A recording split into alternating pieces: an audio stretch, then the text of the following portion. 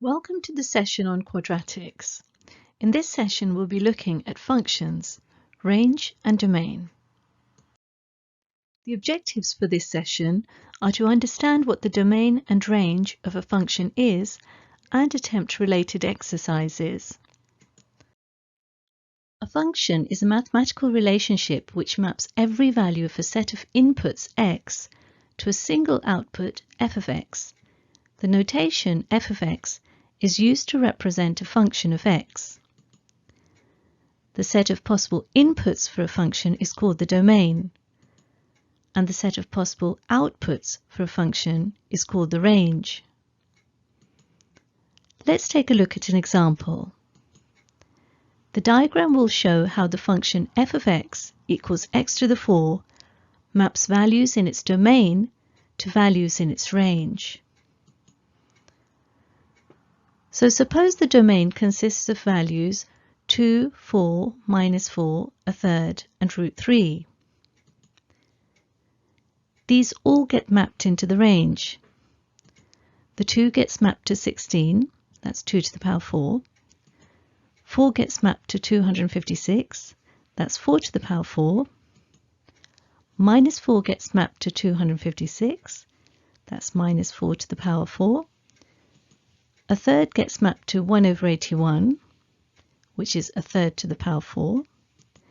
And finally, root 3 gets mapped to 9, which is root 3 raised to the power 4. Now pause the video and have a go at this example. Press play when you're ready to view the solutions. So let's solve example 1a. So we have two functions f and g given by f of x equals 3x plus 5 and g of x equals x squared plus 3, where x is a member of the real numbers. We are required to find f of 3 and g of 8. We're going to look at f of x first and plug in x equals 3 into our function. So when x equals 3, we have f of 3 equals 3 times 3 plus 5. This is where x equals 3 comes from, and then plus 5, which is part of the equation, to give us 14. Now for g of 8. We're now going to look at the function g of x and plug in x equals 8. So we have g of 8 equals 8 squared plus 3, which gives us 67. And now for example 1b. We are looking at the same functions, but this time we're required to find the values of x for which f of x equals g of x. So if f of x equals g of x, then 3x plus 5 equals x squared plus 3. So now let's rearrange so that we have an expression which is equal to 0. We take all the values over to one side. X squared plus 3 is here, and we take minus 3x and minus 5 away from both sides to give us x squared plus 3 minus 3x minus 5 equals 0. We now tidy up. X squared stays as it is. Minus 3x stays as it is. And 3 minus 5 becomes minus 2. And of course, all of this is equal to 0. We now solve by using the quadratic formula. Minus b is plugged in here. So minus b is, of course, minus minus 3, which is 3. B squared is minus 3 squared, which is 9. A is equal to 1. And c is equal to minus 2. And then we tidy up a little bit. And when we tidy up some more, we have x equals 3 plus root 17 all over 2, or x equals 3 minus root 17 all over 2.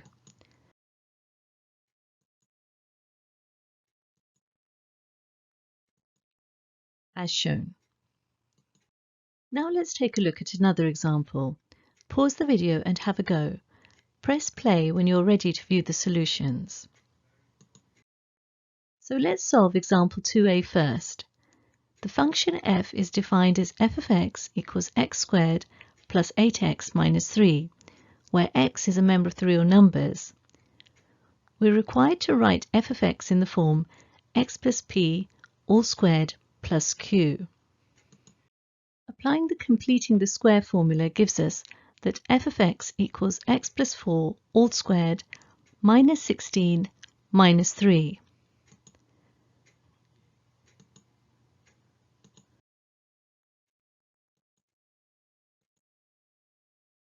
Tidying up gives us x plus 4 all squared minus 19. So now we have our function in our required format. This gives us that p equals 4 and q equals minus 19, as shown. And now for example 2b. The function f is again defined as f of x equals x squared plus 8x minus 3, where x is in the real numbers, and we're required to find the roots of f of x. From part A, we know that f of x equals x plus 4 all squared minus 19. So in order to find the roots, let f of x equal 0. So we have that x plus 4 squared minus 19 is equal to 0. Rearranging gives us that x plus 4 all squared equals 19.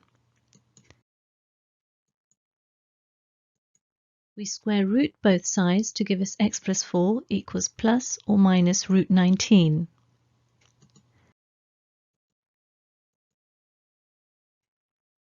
This gives us that x equals minus 4 plus or minus root 19. And now for example 2c, we find the minimum value of f of x.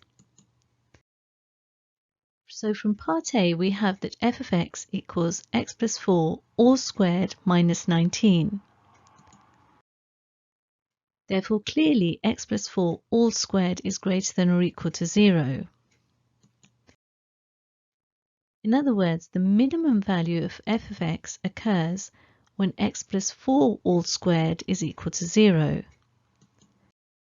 And this implies that x plus 4 equals 0. Or equivalently, x equals minus 4. So when x equals minus 4, f of x equals minus 4 plus 4 all squared minus 19.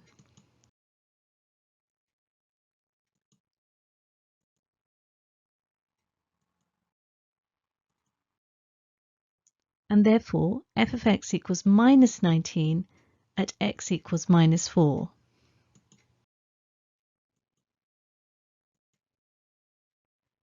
So the minimum value of f of x is minus 19.